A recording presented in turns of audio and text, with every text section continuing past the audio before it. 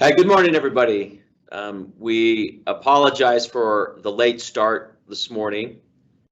I want to thank our IT staff because as I understand, what happened this morning to delay us really was a phishing attempt on campus. And as our IT staff kind of mobilized to help protect us from that phishing attack, um, we had to kind of shut down to make sure that it wouldn't permeate the campus further. So well done to our IT staff. We're back up. So I apologize for our delay. Thank you again this morning for joining us. I think that the more conversation we have about these issues, the better. And when it comes to the major topics today, I'll say a few words about some other things, but really the primary topics today will be our strategic plan, our budget situation, and then of course our COVID preparation for the return to work and return to classes in the fall. I wanted to give you some updates, some positive news. You may have been following this very interesting decision by immigration, what they call ICE. And I forget what ICE stands for, but it really is our national immigration system that took a position about a week ago or so that said that if institutions go online, higher education institutions go online, then all international students would need to return to their homes, back to their home country. And you can appreciate how difficult of a position that puts not only our international students, but all international students in the United States about having to pick up and go home. The rationale that ICE had was that if they're going to go on, if institutions are going to go online, then they don't need to be in the United States to do that. But there are hundreds of thousands of international students in the country now.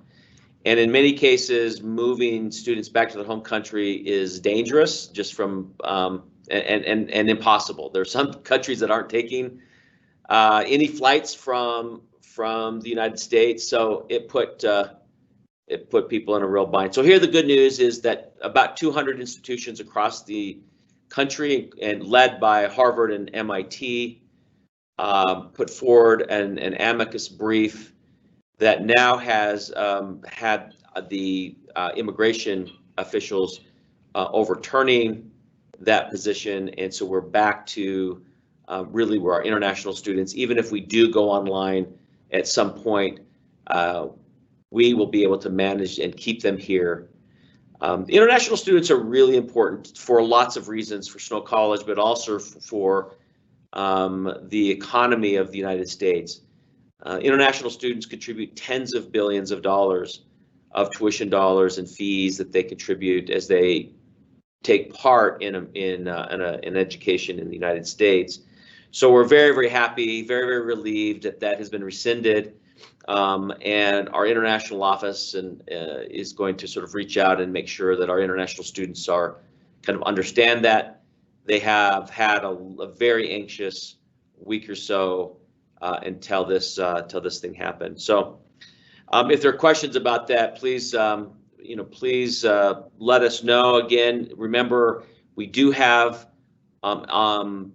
with the Microsoft Teams platform here that you can write questions.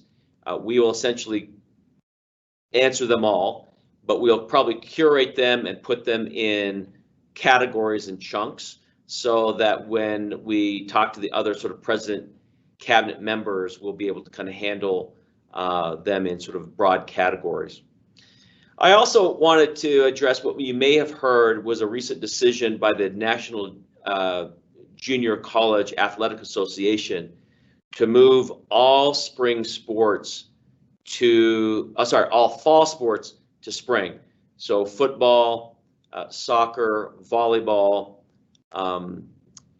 other spring sports, which basketball probably is considered both, but they will all be moved, all of them will be moved to a January start date. This was a national decision by the NJCAA Board of Regents. And so we've been talking to our student athletes, and of course they're disappointed, but they also understand and grateful that they still will have a chance to compete, even if it's later in the year. We're still trying to figure out how to play football maybe in February or March, but that may be pushed much further into the spring so that can happen. But those deadlines and have not quite been determined. So there may be some questions about that. Please bring them forward. But some of the obvious questions that might have come forward might have been, how are we going to handle athletic events and handling crowds is really no longer an issue until spring. So listen, let's continue to have questions come forward. In the meantime, I want to sort of introduce again who is on the line with us in terms of our president's cabinet. We have our Vice President for Finance and Administration, Carson Howell. We also have our interim provost, Melanie Jenkins. We also have our Associate Vice President for Enrollment Management, Terry Clausen. We also have our Director of HR, Josh Hales, and then a special guest, Stacy McKiff, who is our interim Associate Vice President for Academic Affairs, who is also the co-chair of our strategic plan. And so I'd like to have Stacy talk to us, remind us, we've been working on the strategic plan really since December, January of this earlier this year, in a very robust campus committee. But I think that many of you are probably wondering where we are on that. So Stacy's gonna give us an update on that, and then how we're gonna potentially move forward. So welcome, Stacy. It's good to see you. I like to see the orange. You're waving the orange flag. Thank you very much. Thank you. Well, thank you, President. I'm excited to give an update today about the strategic plan. As President mentioned, we started in December and got the task force together in January, going full speed ahead, getting lots of feedback from our stakeholders. And last week, the President sent out, I'm just going to put this up to the screen. I don't know if you can see it. Remember the house image the President introduced to us last fall, and the foundation of that house, or the vision for the college, really focused on affordability, accessibility, and quality. And so everything we did for the strategic planning process was framed around those three foundational concepts. So the task force was comprised of people from all across campus. We did a lot of research, a lot of analysis on national and state trends, local trends, and received hundreds of pieces of feedback from lots of stakeholders, from community members to parents. We had a huge response from parents, alumni, students, faculty, staff. We received a lot of feedback. And so then, of course, we had the pandemic hit, and all of us were meeting like this, and it was challenging, but everybody plowed through and did such a great job, and every single person on the task force was so wonderful. I think Carson would agree with me on that. Everybody was just great. So at the end, finally into the end of April, and we hit all of our deadlines, all of the goals that we wanted to hit, even with the pandemic. We arrived at 5 strategic priority areas, and those areas are student success, academics, recruitment and retention, employees, and infrastructure. And we established strategies under each of those strategic priorities. And so now the cabinet is working on KPIs or metrics so we can measure how well we're doing in accomplishing those strategies that have been set out under those 5 categories. And so if we might be able to get that up on the screen. I'm not sure. Yeah, there we go. Okay. So you should be able to see now on the screen, on the website, you can find all 5 of these areas. And here's a little summary at the top. And then if we scroll down, we can see those 5 categories and the specific strategies that have been established by the task force with some input from the cabinet in those 5 areas. And so what we're asking for now is if you are looking at those strategies and you're thinking to yourself, hey, I have a great idea on how we can measure that strategy, then we would love to hear from you on that. You could contact anyone on the president's cabinet and submit that idea, because what we really want to do is not just have this as a glossy report, as Carson likes to say, a glossy report that nobody ever looks at. It's just an exercise that we had to go through for hoop jumping purposes. What we want is for this to be measurable and be able to say that from the time we started until the time we're carrying everything out, we're actually making a difference and we're accomplishing the goals that we want to accomplish. So I think that's what we're doing now, is just continuing to move forward. We're making progress on this.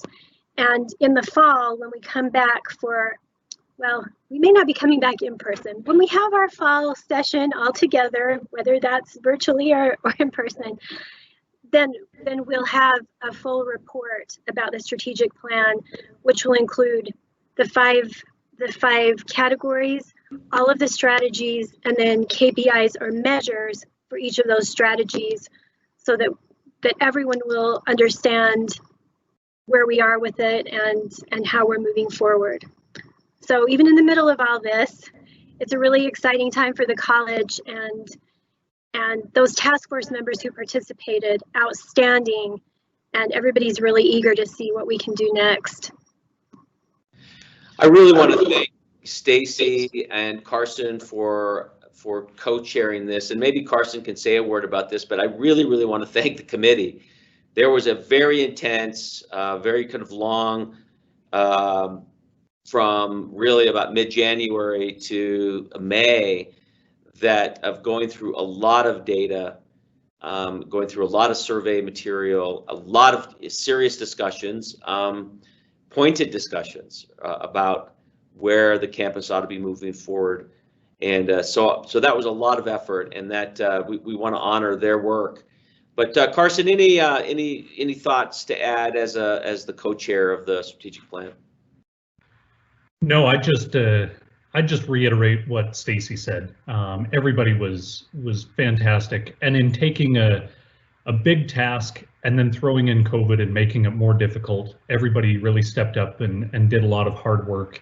I was quite impressed. And I think that what we've come up with is something that really drives performance and a direction for the college for years to come. You know, I want to underscore that point. I mean, you know, with my experience in higher education for almost 30 years, what I've seen is that strategic plans, when they're really well done and implemented and integrated into the campus culture, it really does move the campus forward in real positive ways. I've also seen strategic planning processes that don't mean much, and that's a colossal waste of time. And but with the way that this has been structured, we are very confident that it helps prioritize our work here at Snow College. It helps prioritize our budgets towards the right things. And so I'm a huge believer in strategic planning, and looking forward to when we get back in the fall to have a kind of a robust sort of education element about what is important. Incidentally, just so you know, that the summary of the strategic plan is now on the web. If you just kind of put in Snow College strategic plan, you should be able to get that. It's snowcollege.edu/achieve. So anyway, Okay, well, listen, anything else, Stacy, anything else, Carson, that you'd like to say about the strategic plan? We really encourage you to spend some time with it. I really think that what you'll find is it's very consistent with conversations we've been having for a year, and it's very consistent with the data that as we send surveys and feedback, the sort of feedback forms from campus, it really, I think, is very consistent with where the vast majority of our campus community wants us to go. Anything else, Stacy, Carson, on that front? I was just going to mention that when Carson and I approached all of the task force members about participating, we heard from people that we didn't want this to just be a hoop jumping exercise, and that people really wanted to see action. And so I think that's where we are right now, is we're putting these measures in place to act and make improvements, just as you were talking about, strategic plans can be so effective. And so that's exciting that we're at this point where we're doing. Oh. Well, I love it. And I love the fact that we as organizations and people are a process of iteration and reiteration, right? We invent ourselves and reinvent ourselves, holding to that which is good, but always sort of making sure that we're adapting to the future and our current circumstances. And I really think that this plan does that very well. Okay, so now maybe the second major topic for today is really to talk about the budget. Because as you, I'll let Carson update you on with the COVID situation, it put a major strain on our state revenues, which then of course has implications for Snow College. So go ahead and Carson, and go ahead and talk us through about where we are now with the budget status. Sure, thanks, President. And there are a couple of slides that I've created to help kind of show this point, but I wanted to talk through just what the budget looks like, kind of the situation that we found ourselves in. And so if you go to the first slide there, or the next slide, we're really focused on those priorities. And President, these are the priorities that you've introduced, the 3 Ps: preserve our mission, protect our people, and promote revenue generating activities. So as we approached the budget cuts and things that we're being asked to do, this is really the guiding principle. These are the principles that we've taken with that approach. So I think as has been discussed on this meeting previously, there were 3 scenarios that the legislature asked us to do. There was a 2%, a 5%, and a 10% budget cut scenario that they asked for us to do. And if you go to the next slide, what you'll see there is that the legislature came down with a 2.5% cut for higher education and for Snow College, which for Snow College means about $740,800 for us that we needed to cut out of our budget. And so as we looked at those 3 Ps, the direction that we took was, first of all, an administrative restructure. And so these are things like, many of you knew Craig Matthey, eliminating that vice president position, creating a dean of students, looking at movement within the administrative structure. As President, you mentioned early on this meeting where you were introducing people, we have an interim provost and an interim associate provost. And so there are some of those structures and filling positions like the K-16 position. Those are the administrative restructure that we've looked at. Then there was a staff restructure. And when I say restructure, this is really towards positions that were open, that we've been able to move some of those responsibilities. So we look at government relations and advancement. We look at people who have retired and bringing other people on then to replace those positions at maybe a lower salary because they don't have the years of experience of those who retired. There were some changes in the library. And so those are the kind of things, that's the staff restructure. And those people who have been affected have already been talked to.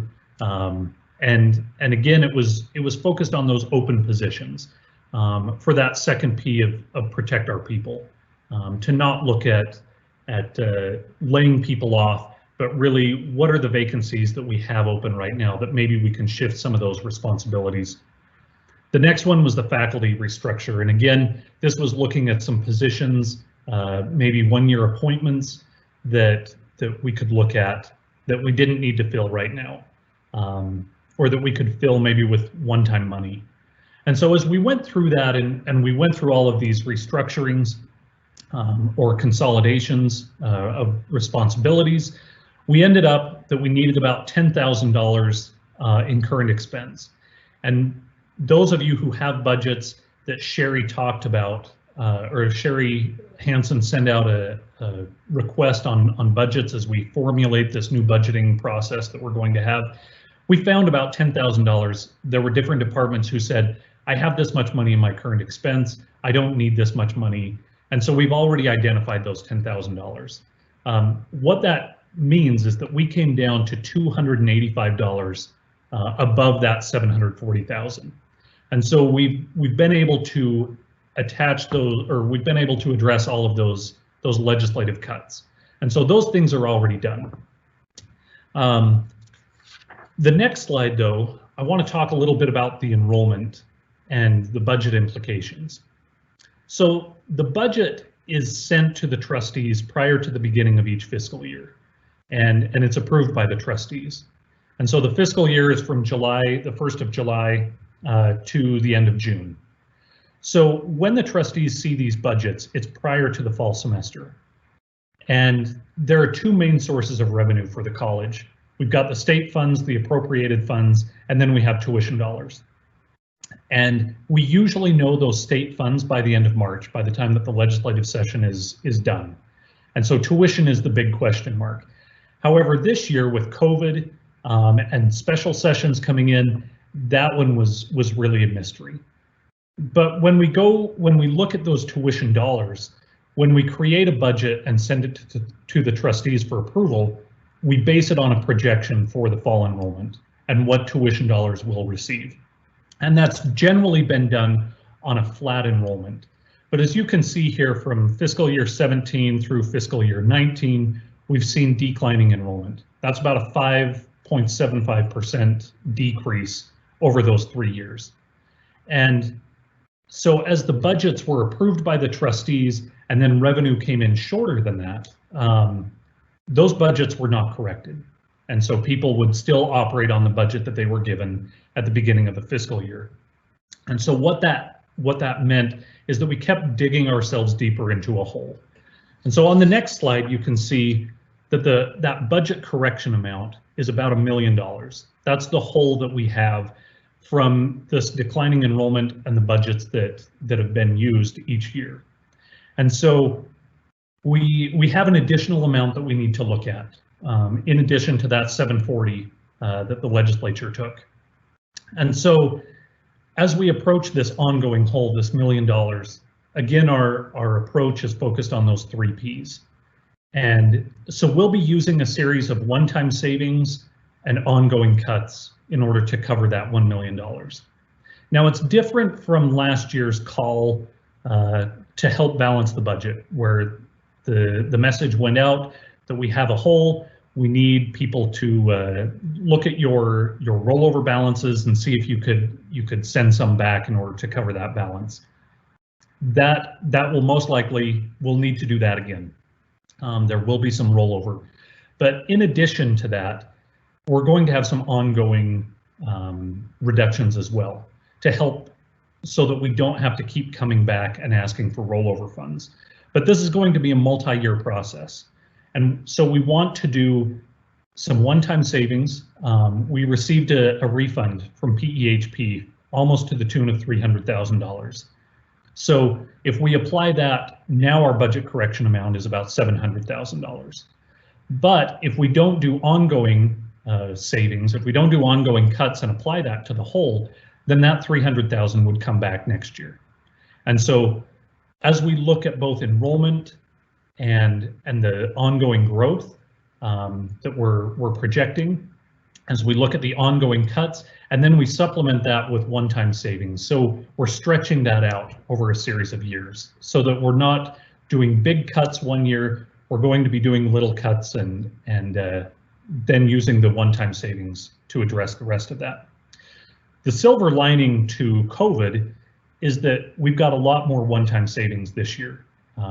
Since we shut down travel, there were activities that couldn't be done. There is a significant amount of one-time savings. And so we are hoping to use and apply a lot of that towards this whole. But again, we need to look at this, since it's an ongoing whole, the ongoing cuts that we'll need to look at. And so we'll be holding some budget meetings, some budget hearings later on in the month to collect input from all the budget holders on those last two items, the rollover and the current expense.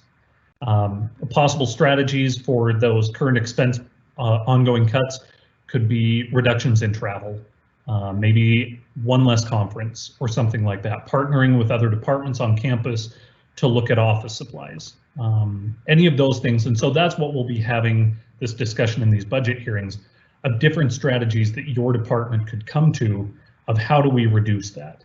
The current expense budgets, the cuts, depending on how much in rollover savings and how much one-time savings, may be in the 5 to 10% range. But again, that will be discussed more in these budget hearings. One thing that I do want to stress is that this is not a crisis.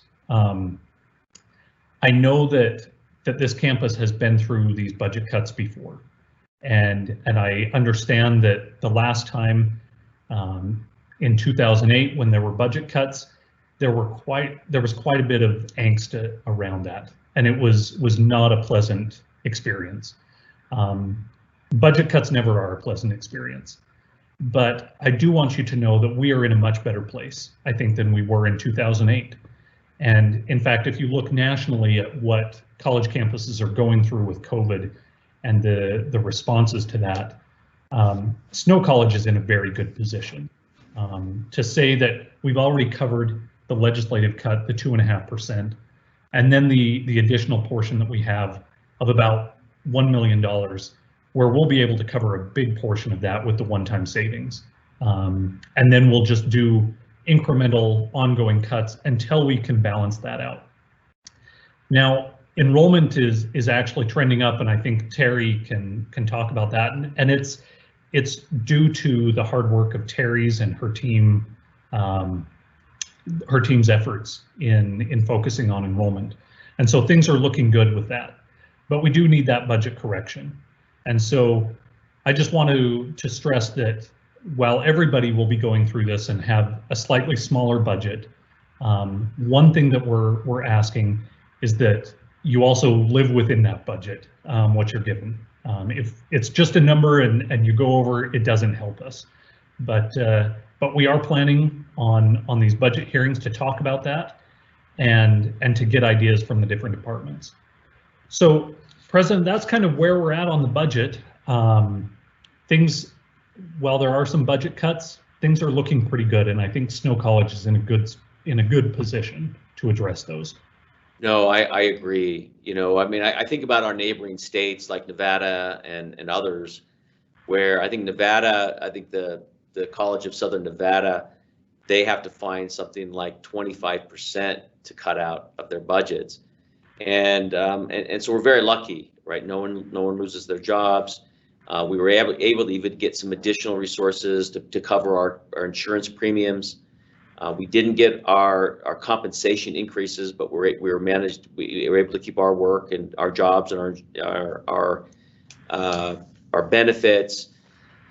And we're still, the primary, we aren't sort of having to lop off, major parts of the campus to sort of right size the budget. So I would think that probably Utah is a bit of a model in its support for higher education.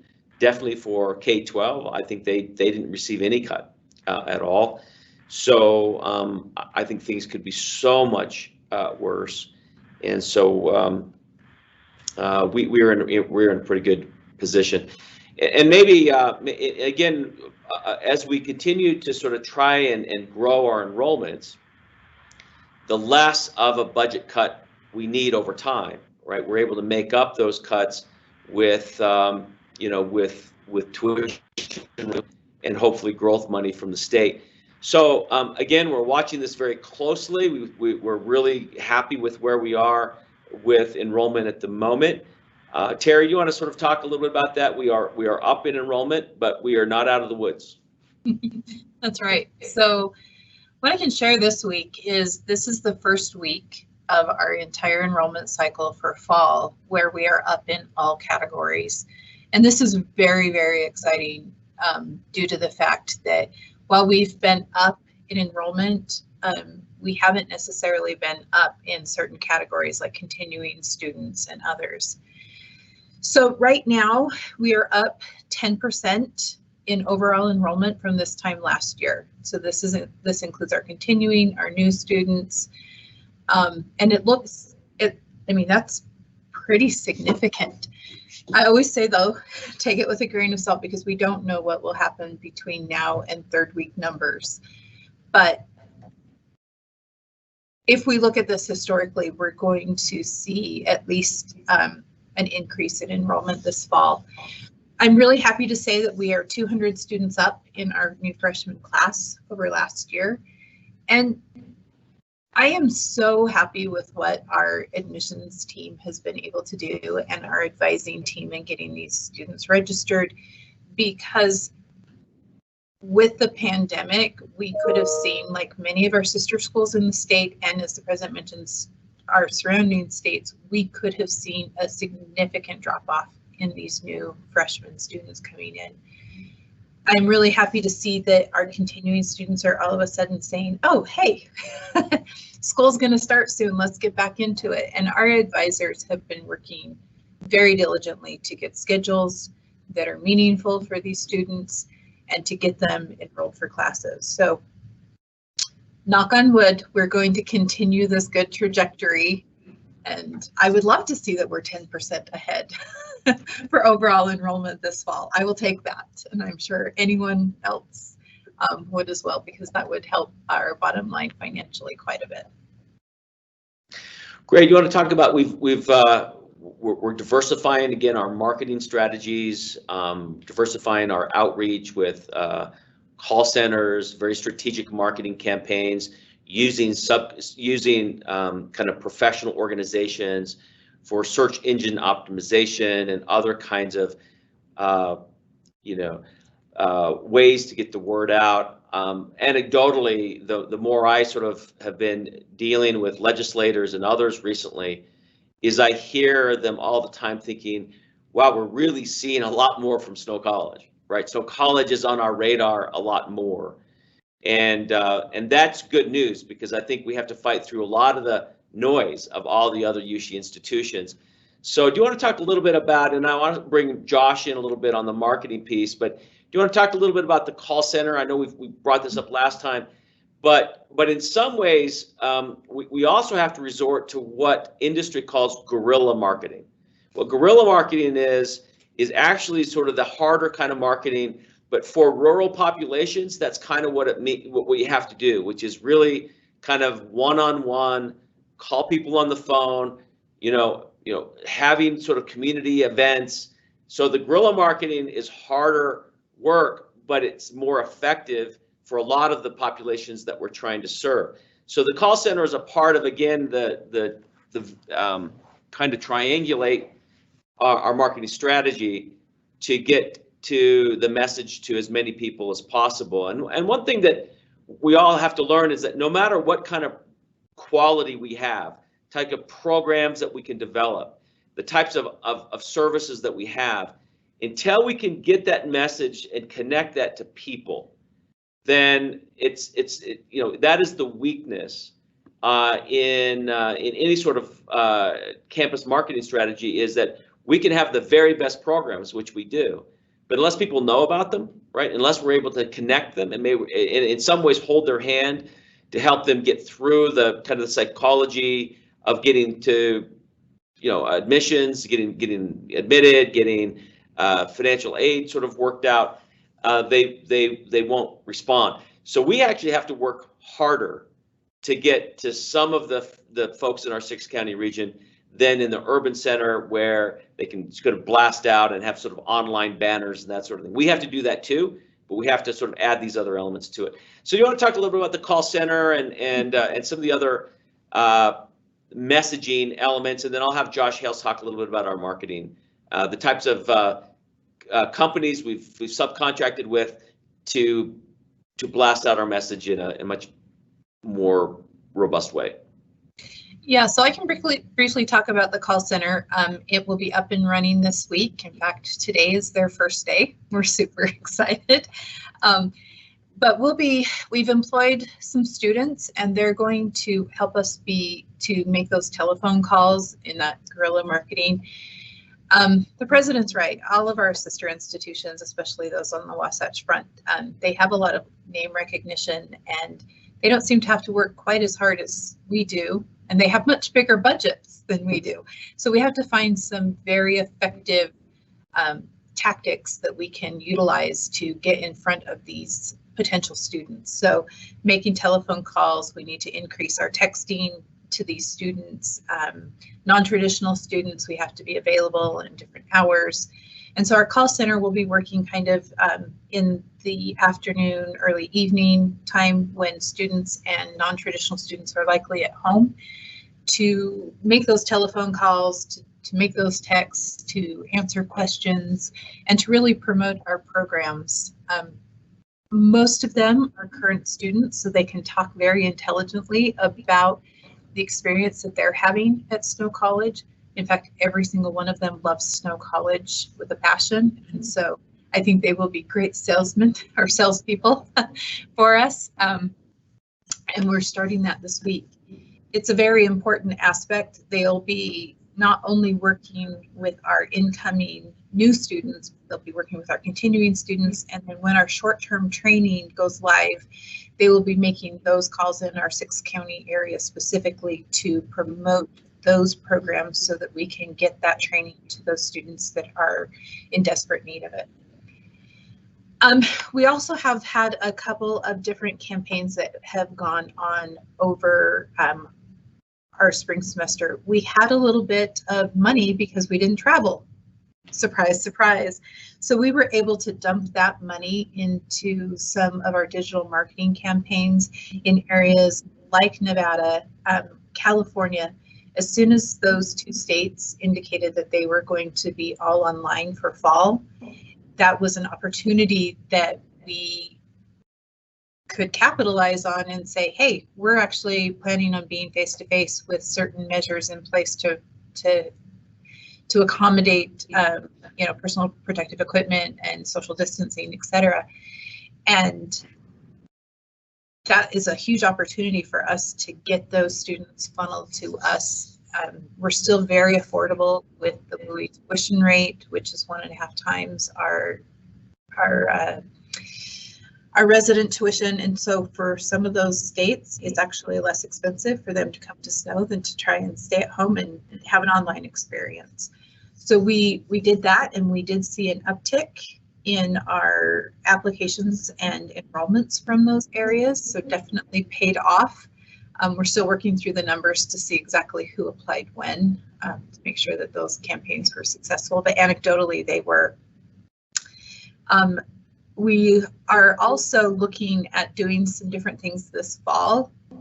We just don't know what fall travel will look like, but we do have someone who is in Arizona that will be helping us there, so we don't have to spend our money traveling. We can utilize those funds in a more effective way, maybe doing more marketing digitally, or maybe do extra mailers to our traditional students. But having that person kind of in that Gilbert Mesa area where there's a high population of students that would be interested in Snow, that we can work on that market and get more students here. So these are just a couple of things, and I'll let Josh talk about, you know, our digital marketing firm and some of the things that are happening there. Yeah, so one thing to think about, and I know Terry has shared this a lot when she's been around trying to drum up some help to on our enrollment efforts, but you know, we think of all of our enrollment efforts as kind of like a funnel, and so you know, Terry just talked a lot about kind of that end of the funnel with you know, the personalized interactions, reaching out to people, and really trying to get them across the finish line to being an enrolled student. And so what the marketing office does is really kind of a lot of that top of the funnel. So you know, we do a lot to try to get out our brand awareness, yeah, some sponsorships, things like that. But one thing that we've been spending a lot of money on, mostly because we get a lot of return on this, is we have a digital marketing firm that's really helped us really kind of target those who are most likely to apply and become Snow College students. So some of you might be thinking, well, gosh, I never see, you know, Snow College ads online or on social media. I never see those ads. Well, it's probably because you're not targeted, because they're really good at finding those who are most likely to respond and become tuition-paying students at Snow College. And so we rely a lot on them. They do a really great job of really looking at the data and finding a lot of students for us. So so that's been really helpful. In addition, I really encourage everyone to follow on whatever social media platforms you use. Please follow the Snow College accounts, whether it's on Facebook, Twitter, Instagram, whatever you do, and you know, do your best to help us engage and share some of those messages. So you know, when you see it, you know, share it. That's always helpful. What's even more helpful is if you can share and add kind of your own commentary of your own experience with whatever is being shared there. And that you know, kind of like the President said, we really need to be scrappy. We need to have this kind of guerrilla marketing effort. And like Terry said, we have to work a lot harder with a lot fewer resources than anybody else. So it's really going to take all of us to really get the message out. So anytime you know, you can follow us and kind of help us amplify our message. It's going to take everybody. Excellent. Well, thank you so much, Josh. And just some context there, again, with some of the reshuffling and kind of reorganization of some of the administration, rather than hiring sort of additional folks, we've essentially reallocated some additional responsibilities. I'm taking on a few more responsibilities. So Josh has actually taken on, as part of one of his pieces is working with our marketing team. He actually has a marketing background and has been very helpful in being a direct voice to the President's cabinet when it comes to sort of the marketing and branding issues related to the campus. So thanks for taking on that additional responsibility, Josh. Appreciate that. And again, Terry, thank you so much. Our admission team's working so hard, and our institution is grateful for that hard work, and they continue to work hard. We also want to thank again our advising staff that have been working hard to get good schedules for students, but also helping get our returning students kind of more confident about them coming back. And Terry, maybe I missed this, but we're about where we were last year on returners, I think, right? We are. In fact, we are 19 ahead. Just 19 ahead. So, but anything ahead of where we were this last year or last year at this time just puts us that much closer to being ahead at the finish line. Yeah. Well, terrific. There was one question and real observation that I wanted to start bringing in. By the way, all of the questions that you have, we have on our whiteboard and we'll get to, but one that relates to this is a really good suggestion. The person commenting was, is there any way that the call center can maybe start out with really our alumni, right? Those students that have maybe started a Snow College education but didn't finish. And I think that's going to be among some of the very first folks we call, and how we find out how we can meet their educational objectives. And now that we're going to have a few options, a face-to-face option, an online option, this will allow people to maybe complete their educational goals. And so that was a very good comment by whoever put that in. Thank you very much. So listen, I think it's time. Most of our questions now really relate around COVID and return to campus, and so let's dive in on that. So the position that the campus has taken is that we are trying to make sure first and foremost that student learning is a priority, and we know that learning happens best, especially on a campus like this, with face-to-face when possible. What we're hearing from our students is they want to have face-to-face. They want to be able to have normalcy when it comes to their education, and we're working so hard to make sure that we have that we're prioritizing a face-to-face or in-person experience. That said, we're also doing all we can in terms of protecting our students and our faculty and staff and our community from this virus. We are requiring that masks must be worn, and if there's a condition that a person has that precludes them from that, then we'll work something else out. But for the most part, we are really making sure that there are three fundamental things that we're paying attention to as a campus. One is mask wearing. One is also sanitation, making sure that we're washing our hands, that we have dispensers of antibacterial and antiviral solutions available, and we're maintaining social distancing.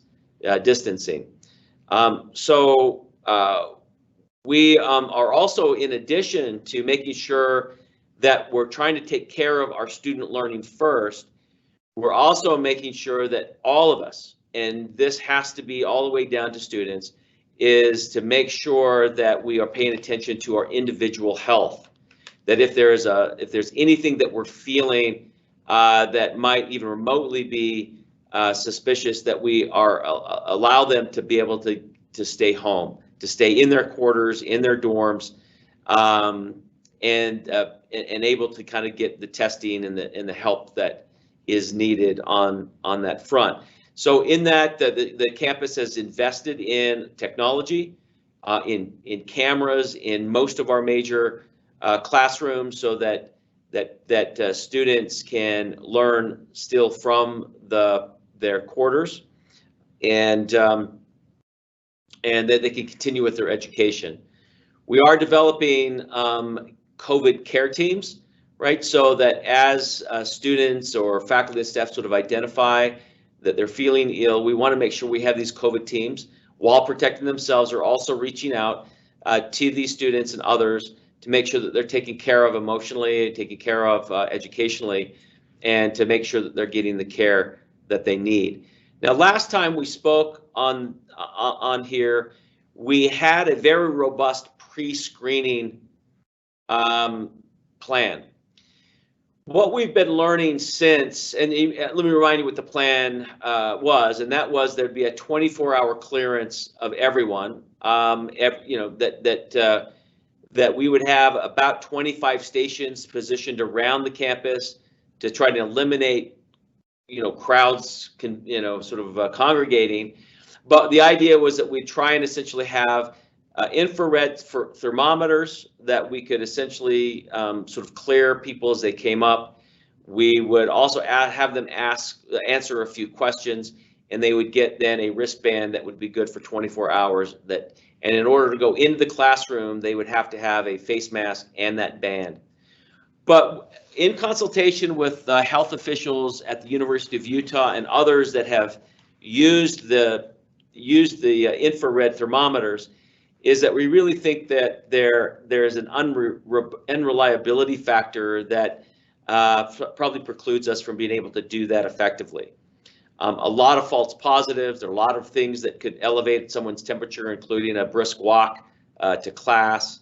And so we are looking at alternative plans, especially with some apps that people would check in.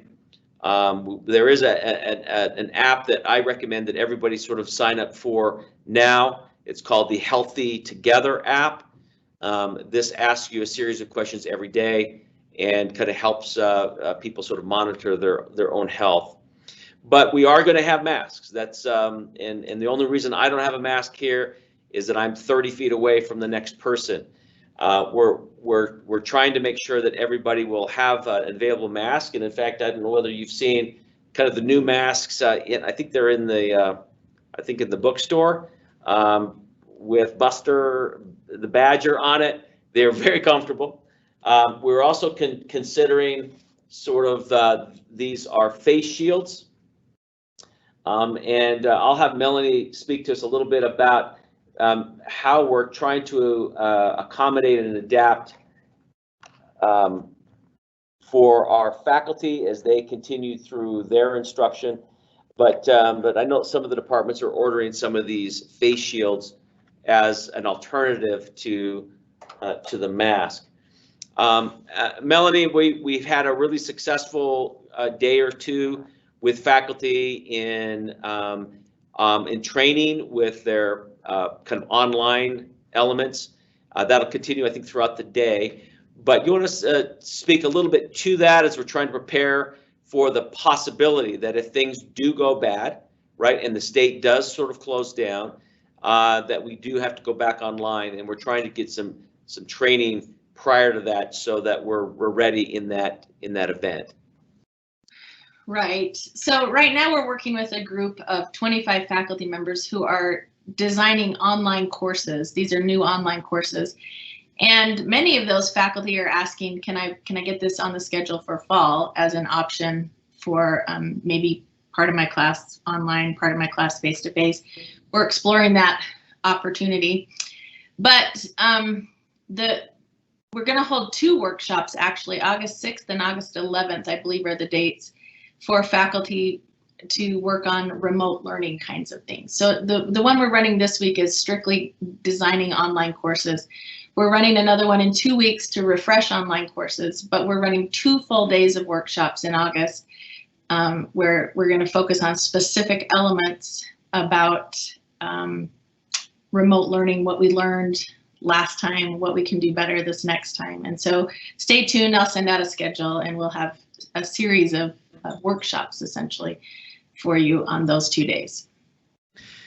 So I want to go back to there's a couple of questions that folks are asking, and that is why in person? You know, why are we insisting on in person? Well, there are a few reasons for that. The first really is that as a system, right, as a USHE system, which now also includes 8 other institutions of our technical colleges, is that that the system is as a whole feels that this is in the best interest of student learning at the moment.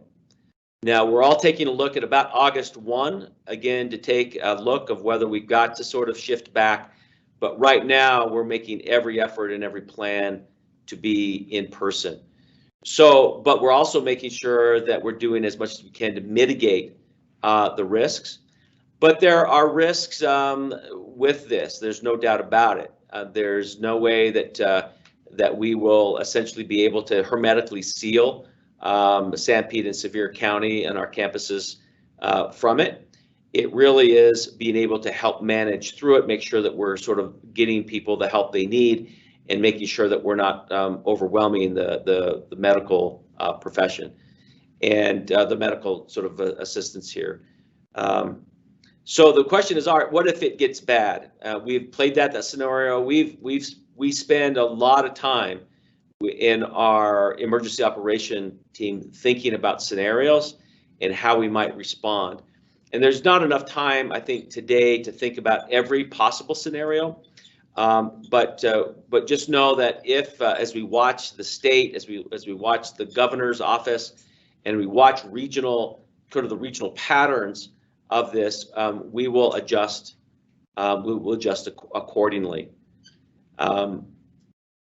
So that is, I think, what we also want to emphasize that we really are here to service students, and we feel that with appropriate measures, we are not putting people unnecessarily at risk. If it looks like we are in that position, then we'll make sure we're converting back to sort of a remote learning environment. I do want to say, though, that we've actually had our first confirmed cases. We actually have 2 football players that have confirmed positive. One is now home. The other is quarantining in Nuttall Hall, along with all roommates that will now be tested and be. Now, this is going to be something that is going to be very common among throughout Utah. We just know that'll happen. And what we're looking for, especially with bringing on our football team, is whether we could pressure test some of our systems, make sure that we can get early alert. All of these athletes were screened in the mornings or actually asked questions, and then how might we respond so that we're getting these kids quarantined and protected and then traced. We have an open communication and open communication link and partnership with our county health officials that once a person has identified that they are positive, then enter into a sort of a tracing process in which they'll end up calling people that have been identified by the infected person, that they would also go down and get tested. I've also gone through this. My son, about a month and a half ago, tested positive in Cedar City. Jen and I were traced. We knew he was positive, but we had been in contact with him sort of a week before, and so we went down and got tested. We quarantined ourselves until we got the result, and we were negative. So we are not being cavalier about this. We are paying attention very closely to our other USHE institutions and their protocols. We have our own protocols, especially in terms of cleaning, and we want to make sure that we really want to thank our custodial for putting in sort of additional schedules for cleaning and for our classrooms once every classroom kind of goes through to make sure that we're cleaning and getting that clean. So we may actually be asking a lot of our staff and faculty to be a part of that because we don't have enough custodial staff. We will be hiring additional students that will be gloved up and all of that to kind of help go ahead and sort of clean our spaces. But I think we also need to take sort of personal responsibility for our own health and safety in making sure that we have these materials. The campus is procuring these materials and the supplies so that we can make sure that we're remaining as clean as we can. So one question here is, if a faculty member gets sick, Melanie, then what happens then? Who takes over the classes? Will this person become compensated? Which the answer would be yes, of course. And what faculty has the extra time to take on additional work? So how do we handle that potential scenario? That's a great question. We've had a long time policy. If faculty don't have sick leave, we don't have some of the same benefits in that regard that staff do. And so we have, for a long time, I guess as long as I've been here, we've just covered for each other when people get ill or when there's a problem. But we haven't had huge numbers of people getting sick either. And So HR is going to have to help us out on this, but I think that the department chairs and deans are going to weigh in on this, and they'll have strategies for supporting this. And yes, we'll compensate people, but if we have large numbers in one division, things will get very, very tricky. Josh, do you have anything to say about that? Yeah, yeah. As far as how we'll cover classes and everything like that, we'll just work really closely with academic affairs and department chairs to make sure classes are covered. And then, as far as people with conditions or that need accommodations, please reach out to us in HR. We can help work through to make sure that anybody that does need accommodations, please reach out, hopefully before the start of the semester, so we have time to get that in place before. If everybody reaches out to us 3 days before classes start, we'll be in a pretty big bind. But if you have any of those conditions and you know about them now, please let us know so we can get those taken care of. It looks like we lost connectivity. We can hear you. Your video is freezing up sometimes. We can hear you. Okay, I think we're maybe back on. All right, so sorry about that, Josh. Could you mind just repeating just the piece about folks that may feel that they are of a certain health category that they need some accommodations? Yeah. If you need some sort of accommodation, please reach out to the HR office sooner than later. The sooner you let us know, the more likely it is that we can get whatever accommodation you need in place before the semester starts. So, but like I said, if everybody waits until 3 days before classes start, then we'll probably be in a bind, and it'll be hard to get everybody set up in time. So please reach out sooner than later. Yeah, good. So there is a question about, okay, let's say that someone gets COVID, say in, and they later test positive for it and they had gone to class. The question is, do we have to have everyone in that particular classroom go into quarantine? And the short answer is no, but we would essentially reach out and make sure that they try and go get tested, that they would essentially self-isolate, go get tested, and to see whether they have the infection.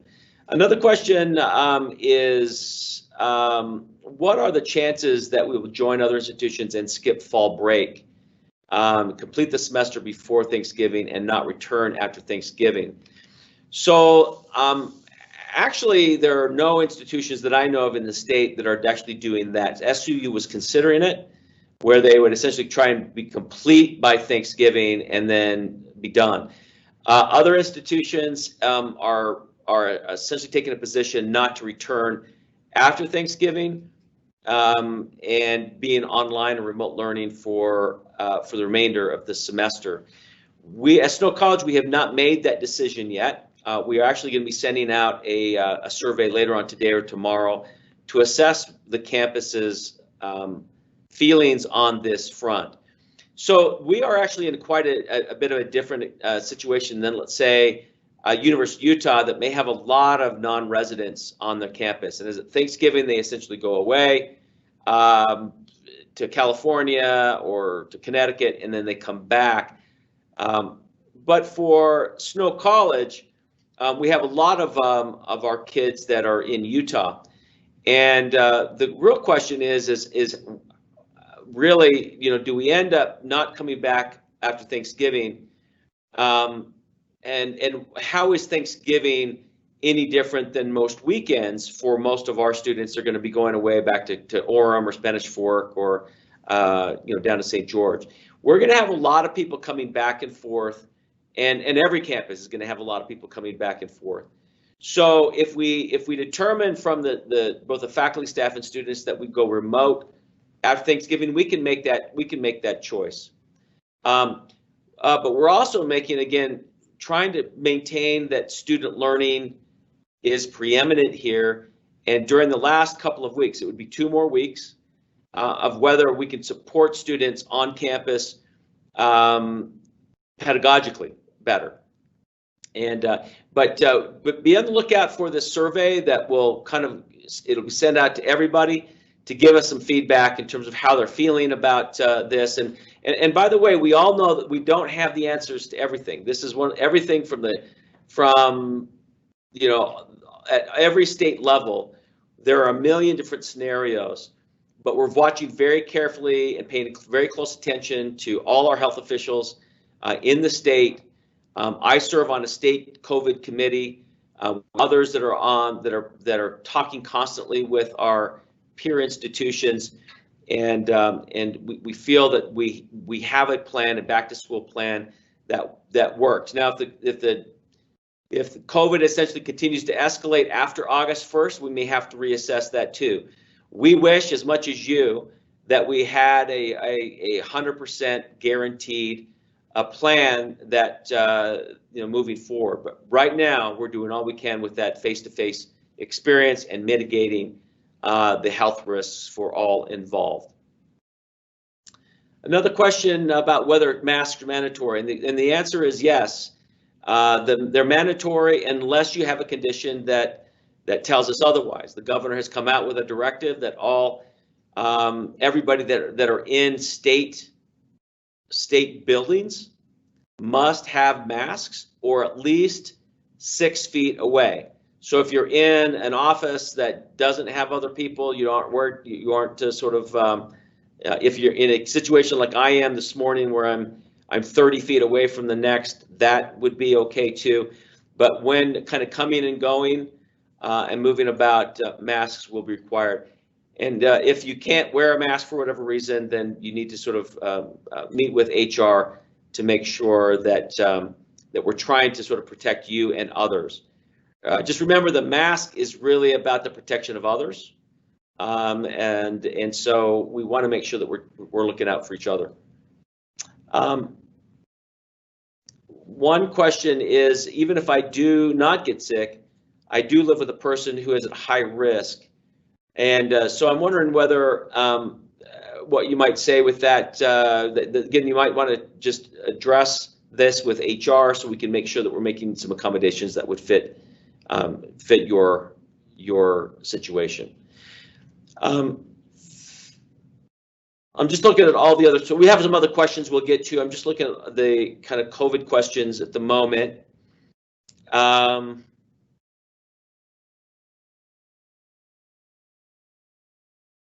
Let's see, one is, I guess, testing. Yeah, so if you happen to be contacted by the county health officials as someone who might have been traced, then it's a fairly easy, it's not a pleasant experience, but a fairly easy experience where you can go down to the IHC clinic just on the north part of town here, and they have a drive-up testing station.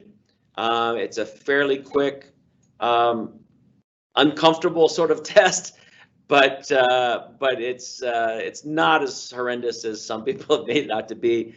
It's so the testing is available at the local Intermountain Health Clinic in north of Ephraim. In Richfield, that same service would be near the hospital, I'm guessing, in Richfield.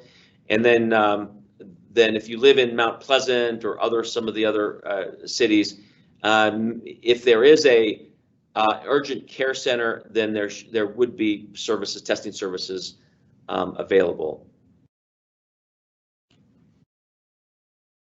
I'm just kind of looking also on some other thoughts. The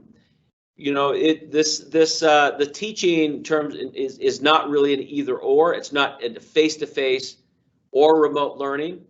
I think there are different gradations between. So for hybrid. So there are lots of students who may end up being here in Ephraim or in Richfield, but attending some classes by remote, and they'll be able to do that because we'll have the cameras and everything available. And so you'll probably see students kind of coming and using different modalities depending on their schedules and on their needs, and as it relates to their needs.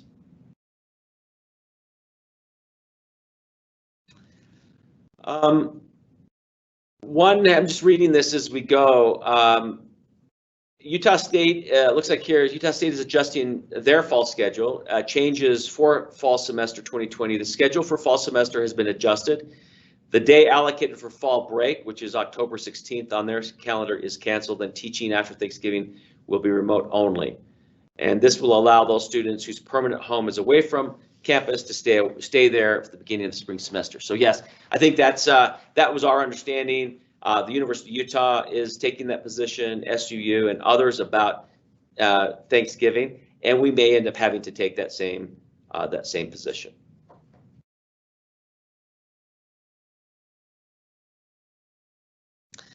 A question is, I'm a staff member, and if I test positive for COVID, do we get COVID-related sick leave, or do we use our regular sick leave? Good question. Josh, do you want to respond to that? Yeah, the COVID-related sick leave by law lasts until December 31st. So if we get closer to that point and we're still not out of the woods yet, we may look at extending it. But yeah, plan on using your COVID leave. We also are making sure that we have enough masks for folks. Do you want to talk about, does HR have masks where people can come in and pick up? I think we've provided one for each person. Yeah. Where are we on our mask supplies for people to pick up? Yeah, we still have plenty here in our office. So if you haven't come by to get your mask yet, please do so. I'm guessing we're probably still have a lot of faculty, is my guess. It probably hasn't come in that just aren't on campus yet, but we still have plenty. So if you haven't got yours yet, come by. We have a mask for everybody. Melanie, this may be a question for you. If a faculty member is required to quarantine for a period of time due to exposure or a positive test, but they are otherwise able and willing to continue teaching, could they continue teaching through synchronous and online teaching from their home? Yes, absolutely. That's what we would want you to do. And hopefully this new technology will facilitate that even more efficiently for you so that it won't be so difficult to do that. So yes, we're going to have lots of versions, sick kids, sick faculty, and we're going to have to be flexible in the way we present this. And some people are asking, can we rotate some of our classes through, and mentioning that other institutions are doing that. BYU is doing that, but most of our USHE partners are not approaching it that way. In fact, if you look at some of the things they're doing, for instance, UVU is 44% of their classes are face-to-face, 21% are going to be live streamed, and 35% are going to be online. And they're trying to just move people off campus a little bit. And we've scheduled more online classes than we ordinarily do for fall semester, anticipating that some students might not want to be here, but also trying to move some people off campus as well. But if we do get to a place that we feel like it's safer to have part of our students in class and part at home watching, we absolutely will support that. And this new technology should allow us to do that in a much easier way than big blue button on Canvas. So we're looking toward that. If we need to make that move, we absolutely will. One of the questions we have is, do we have a current list of which classrooms have cameras so that faculty can plan accordingly? Well, none have them yet, but I will get that list together and I will share it. So that's a good suggestion. I'm looking at Lauren right now. Lauren is he was telling me this morning, they've essentially wired. We're waiting for the cameras to be delivered, but we know what those we know what those classrooms are. We should be able to provide that. Well, I'm really sorry about that. I'm not sure how or why that happened. It looks like the network went down again. So we're going to be investigating that. But we're hoping that the attendees will either sign back in. We still have about 80 or so attendees, so that's I think that's all good. One thing I wanted to kind of express or share was a sentiment. I met with the president of the Senate yesterday up in Salt Lake, and of course the governor and the kind of legislative leadership are really aware and sensitive about how the state should be positioned for for this pandemic. And one thing that he reminded me of is the toll that it takes when we shut down the economy, not just economically. In fact, that's one thing, but when we essentially quarantine ourselves and we're essentially, we don't interact with each other, the spike that we're seeing in the state for suicide ideation, for depression, for other kinds of mental health issues is a very real thing. And so it is one of these things that I think the state leadership is trying to balance about how open do we keep the economy at the same time that we're not putting people at undue risk. At the same time, how are we attending and making sure that people have kind of the social interaction that we're supposed to have at a time when we're trying to protect ourselves as well. So this is a very complex, complicated, fast-moving problem. It's a wicked problem, maybe a generationally defining problem, and so I think we have to always keep this in mind too, as to the why about coming to face-to-face. I think that to the extent that we can work together but be safe from each other physically and through masks, I think we're going to be able to manage this together better, and for our students that also need the emotional support of human contact. So that's just one thing that to continue to kind of keep in mind.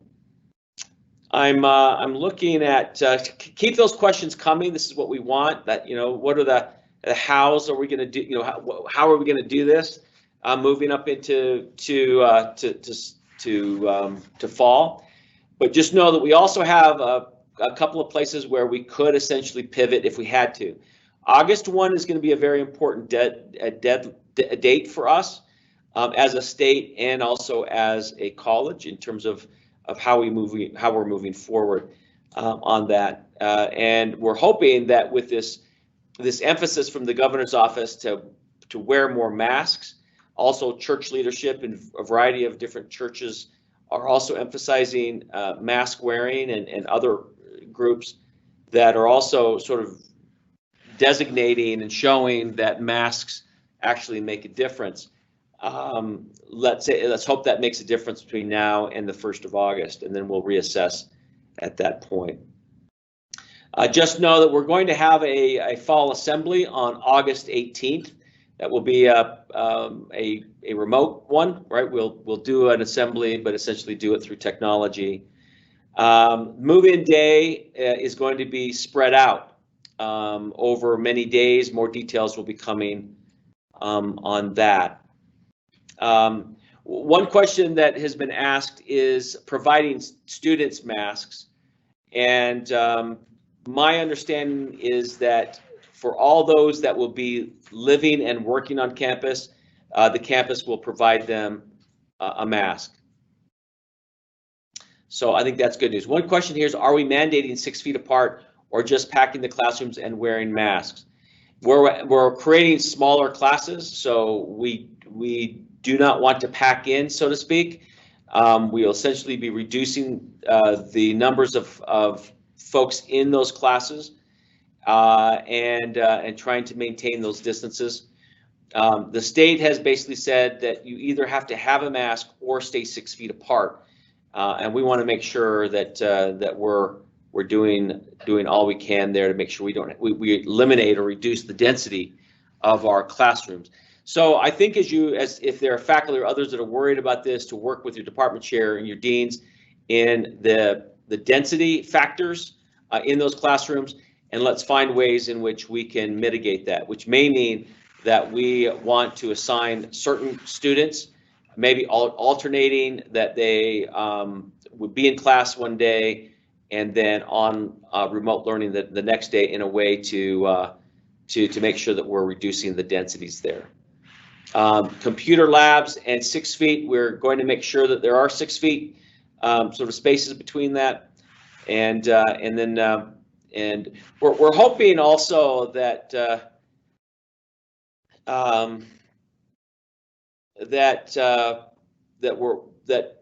the messaging that goes out to our campus is very clear about our mask wearing, about spacing, and then hoping that there's sort of positive social pressure that our campus will comply. A question here is, are we working with community partners to minimize the impact that students will have in potential spreads, so in restaurants, Walmart, etc.? You may have seen that Walmart has joined the latest group of companies and businesses that are requiring masks to go in order to sort of if you're being a patron of Walmart, they're requiring masks.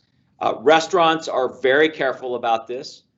They're making sure that that the primary service of restaurants is delivery or pickup. And those restaurants that I have seen locally, been in locally, they're trying to sort of placement of tables, and others that are in a better, sort of a safer distance apart. So when you say partnering with our community, that we're staying in contact with, of course, our city, with our county health officials, and to the extent possible, we're working with our off-campus housing providers in making sure that they're complying basically with what we're trying to do here on campus as it relates to move-in, relates to testing and isolation, and that sort of thing. So again, it's not going to be perfect, and it's not that we're going to not be without some positive cases. What we're trying to do is really minimize ICU situations and, of course, death. We're trying to minimize the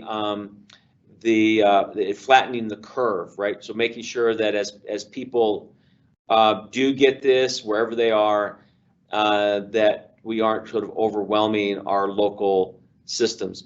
I serve on the board of the San Pete Valley Hospital kind of Intermountain Health, the IHC board, and while that hospital is small, they have made arrangements for any sort of ICU or other kinds of overflow that they have access to be able to get people to to other hospitals in Utah County and other places to make sure there's a greater greater capacity there. So question here, how will the information be shared? Students don't know what is happening or how to find out. So if we are updating all the time our COVID web pages, we can essentially send out our FAQs, the frequently asked questions, send that out in sort of a mass message to our students, and that may be a good idea. In fact, I'm looking at Marcy. It looks like we're going to launch a communication campaign today on the email, on app and social media in that regard. So that's good. How are you working with local hospitals to prepare for multiple student cases? So the way we see this is that there will be students that might get it. We'll essentially quarantine them here.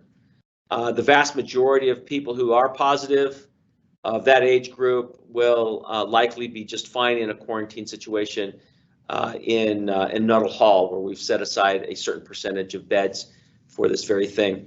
For the small percentage that may need ICU help, our hospitals will have capacity, or they'll be able to get those students to some other hospital somewhere else. But the vast majority, we're going to try and get them back home, get them to parents, and get them back to where they can convalesce at home. Well, I think we're sort of winding down here. We've got one other question that Marcy's writing furiously.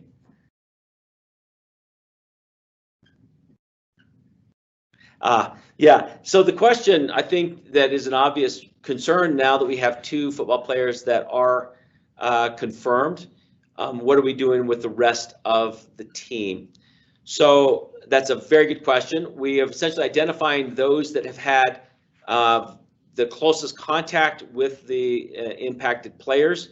They essentially are in isolation and will be tested. Our trainers are in contact with our athletes, and if there are any other kind of symptoms, then we will essentially get them tested as well. But we're trying to essentially kind of isolating them more now that we know that there is one, and making sure that we're making sure we're taking care of them and also sort of protecting them from the rest of the campus. So their movement around campus will be limited. Those that will likely sort of meet together will be in spaced groups and with masks, again, to try and mitigate that. But this will be really interesting to see how the virus spreads in a case like this. This may tell us a lot about fall semester, and if we can kind of do this as a bit of a beta test to see how the athletes are responding and what the rate of infection, I think that'll inform us on some of the decisions moving forward. The question here, are we planning and providing technology for students engaging in remote learning? Many students last semester didn't have laptops, webcams, etc. So Carson, do you want to maybe tackle this one? I think we're in a better position than we were when we had to pivot very quickly last spring. Sure. Yeah, this last semester when we did that, we were scrounging laptops from everywhere that we could find them so that students could check those out. Since then, we've been able to purchase some laptops through some CARES funding that was available through the state. And so we will have that technology available to students if they need to. They can check that out. One question that we have is that whether there are some technology preferences. I mean, can students use WebEx or Zoom? I think the default right now is Big Blue Button. I may not be right about that, Melanie, but there's also Microsoft Teams, which is the platform we're using now. What is the technology platform we're going to be using primarily this fall? I was just looking for that question and going to send a private response, but Big Blue Button and WebEx are both supported on Canvas, and so both of those are easy to use. Some people use Zoom on their own. What we learned last time is that if we rely entirely on one platform, we run into troubles. So we will ask students to be flexible and versatile in more than one platform. Another question is, how will we decide if we shut down? Is there a set number of confirmed cases? Is there a set number of sick people? It's a very good question. And we don't essentially have those thresholds at the moment, but we will be developing those in concert and consultation with health officials from the state, in consultation with our USHE institution partners that are probably going to be using the same sort of criteria. So we don't have that as of yet. But we just know that we've got some markers and some deadlines like August 1st, where we will assess and to see whether the curve continues to escalate and become a risk to us. Then we will have to sort of reassess at that point.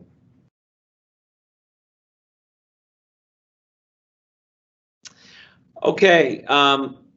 Well, listen, I think we're sort of running out of questions. I certainly appreciate your attendance. Thank you for being a part of this. We'll be back in 2 weeks. Again, let us know how we can do better with our communication, and just remember that we will get through this. The campus is actually in good shape. We are dancing. very quickly to a very strange and weird time here, but it really is because of your goodwill, because your hard work, your commitment to each other and to our students. And so protect each other, protect yourself, and until 2 weeks from now, enjoy your summer. Thank you.